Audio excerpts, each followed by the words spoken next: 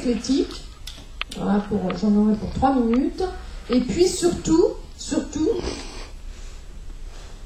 qu'est-ce qu'on souhaite que ce soit à l'APF et comment ça s'est développé jusqu'à maintenant à l'APF.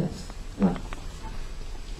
Une petite, très rapide histoire de l'éthique à l'APF, parce que c'est important. Il y a maintenant une vingtaine d'années, au moins, plus d'une vingtaine d'années, le conseil d'administration avait à l'époque souhaité que s'organise un groupe qu'on appelait un comité éthique, qui était au niveau national, et qui était un groupe de personnes qui étaient des experts. Voilà, des experts. Alors il y avait philosophes, il y avait sociologues, il y avait juristes, il y avait théologiens, il y avait aussi, bien sûr, des personnes handicapées qui étaient là en tant que telles dans ce comité. Et ce comité réfléchissait aux grandes questions philosophiques qui pouvaient concerner les personnes en situation de handicap, alors comme la fin de vie, le début de la vie, la procréation, la sexualité, etc., etc. Et puis ce comité prenait des positions, une qualité importante comme ça, de pouvoir faire remonter la réflexion. Alors, on va voir peut-être un petit peu après, là, ce que c'est maintenant. Donc, avant de vous dire ce que c'est maintenant, je vais vous donner quelques mots, quelques phrases qui me paraissent importantes pour comprendre ce que c'est. Alors, vous savez, les définitions de l'éthique, il y en a des milliers. Mais pour essayer de comprendre un petit peu ce que c'est, parce que c'est vrai que c'est pas évident comme ça, de prime abord, de savoir ce que c'est. Alors, j'ai pris une définition qui me paraît tout à fait intéressante, en tout cas pour nous à l'APF. C'est l'éthique est un travail que je souhaite, alors c'est évidemment valable pour tout le monde, hein, c'est pas moi, je, Catherine Deschamps, c'est tout le monde, que je souhaite faire avec d'autres pour réduire autant que l'on peut l'écart entre ce qu'on affiche et ce que l'on pratique. Alors ce que l'on affiche, vous savez ce que c'est, hein, on les affiche APF, l'autonomie, etc., etc., mais c'est ce que tous nous on affiche quand on tient un discours, quand on parle, hein.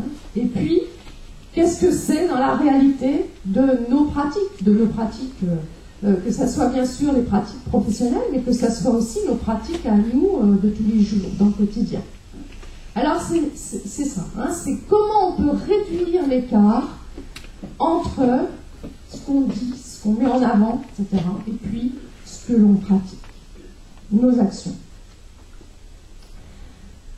Alors, comment, j'ai repris là aussi dans une définition, enfin c'est pas une définition, mais c'est le comment faire, hein, pour être dans quelque chose qui est de l'ordre de l'éthique, qui m'a paru intéressant aussi. C'est donc comment faire. Alors d'abord, reconnaître la présence, la différence, l'équivalence de l'autre, c'est tout autre, quel qu'il soit. Alors vous allez me dire, c'est des mots, mais vous voyez, quand on parle après de l'écart entre les mots et la pratique, c'est pas si simple que ça, hein.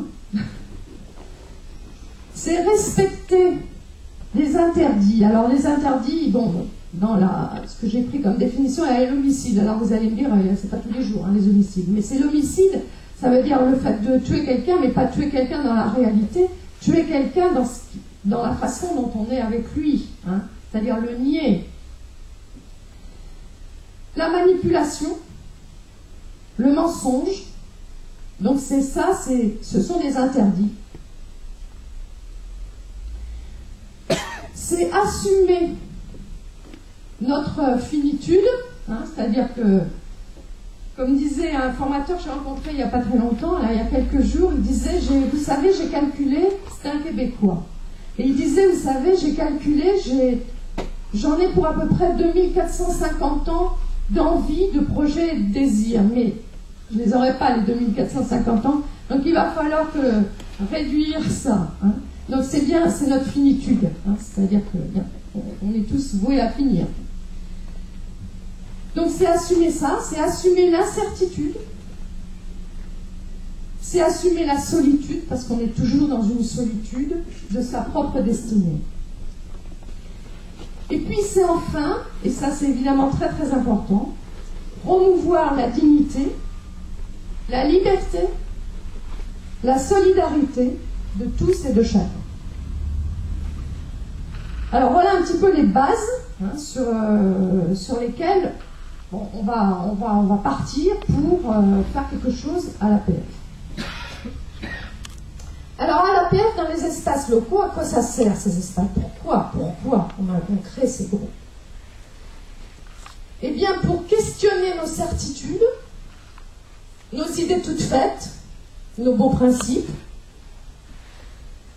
pour rendre possible l'expression des souffrances vécues, des indignités subies, et en particulier pour tout le monde, et en particulier pour les personnes en situation de handicap. Donc un espace de parole libre et vrai, et d'écoute bien sûr. C'est pour aussi confronter nos points de vue à d'autres points de vue. C'est pour favoriser l'accès à la parole de tous, et en particulier les personnes les plus gravement handicapées, et celles qui ont des difficultés justement de parole. C'est pour apprendre à élaborer ensemble une réflexion en partant d'une situation concrète. Et c'est pour chercher à comprendre pourquoi on a tel ou tel point de vue et que l'autre n'a pas le même.